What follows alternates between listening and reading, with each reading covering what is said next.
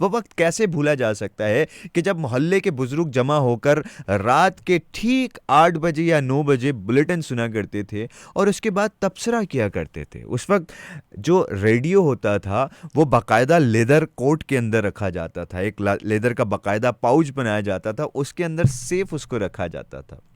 फिर वो वक्त आया कि जब सीडी और वीसीआर इंट्रोड्यूस हुआ।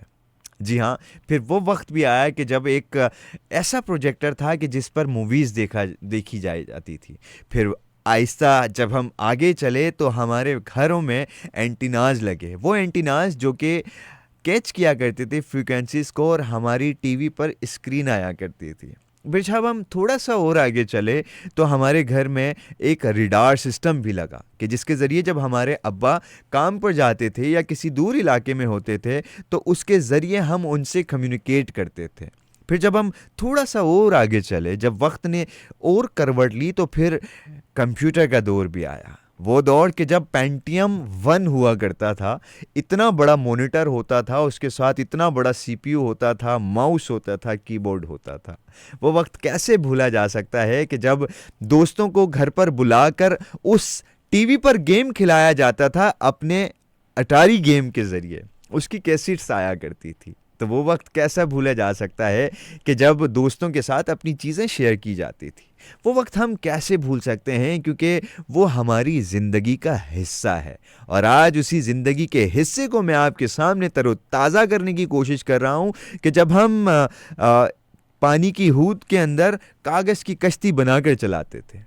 वो वक्त कैसे भूला जा सकता है कि जब हम मिट्टी के खिलौने बनाया करते थे।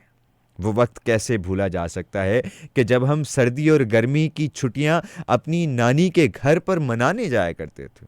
वो वक्त कैसे भूला जा सकता है कि जब हर मोहल्ले का बच्चा हमारा दोस्त होता था।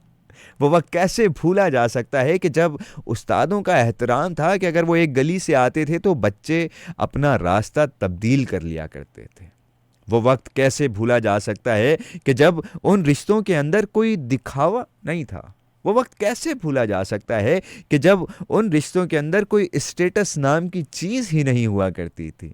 सब यकसानियत के साथ अपनी ज़िंदगी इंजॉय किया करते थे, क्योंकि एक ही सफ़ में खड़े हो गए थे महमूद व अयाज। ना कोई बंदा रहा, ना कोई बंदा नवाज। जी हाँ, आज भी वो वक्त हो सकता है।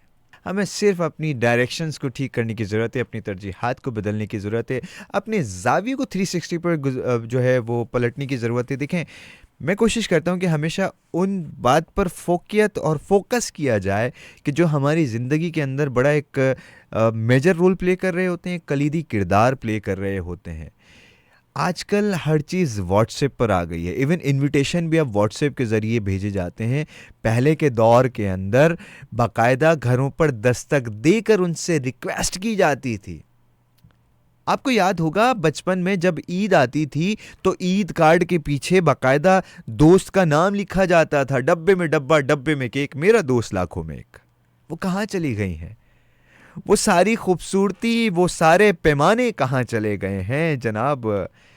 चले ना लोड चलते हैं बचपन की यादों में, जब किसी को किसी से कोई मफाद ना था, जब पैसे की वैल्यू इतनी ज़्यादा ना थी, जब अमीर गरीब में कोई फ़र्क ना था, जब अपना खाना, अपनी पेंसिल, अपनी डायरी दूसरों के साथ शेयर किया करते थे। चले ना लौट चलते हैं उस बचपन में कि जब हमारे वालिदैन कुछ लेकर आते थे या छोटी सी साइकिल भी लाते थे तो बाकायदा जश्न मनाया जाता था। चलें लौट चलते हैं उन बचपन की यादों में। आज कॉल करते हैं बचपन के दोस्तों को और बचपन के दोस्तों के साथ बचपन के किस्से को फिर से जिंदा करते हैं जनाब। उठाइए फ़ोन और मिलाइए, और अगर आपने बहुत ज़्यादा दुरानियाँ उनके बगैर गुजारा है तो सबसे पहले उनसे माजरत कीजिए, क्योंकि ज़िंदगी बहुत मुख्तसर है हुजूर वाला।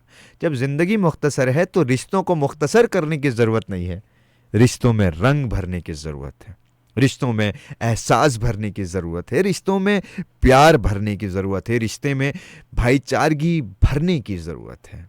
जब आप ये करेंगे तो यकीनन आपके दिल को इत्मीनान आएगा, और आप जब अपने दोस्त से चिमगोयाँ करेंगे, उससे पुराने किस्से डिस्कस करेंगे, तो यकीनन आप आज जिस हाल में हैं, अगर आप मायूसी का शिकार हैं, अगर आप उदास हैं, तो यकीनन आपके चेहरे पर मुस्कुराहट आ जाएगी, जो कि मैं पिछले 1 घंटे से बिखेरने की कोशिश कर रहा हूँ और करता रहूँगा, क्योंकि मेरा काम है आप लोगों को हंसाना, मेरा काम है पॉजिटिविटी फैलाना।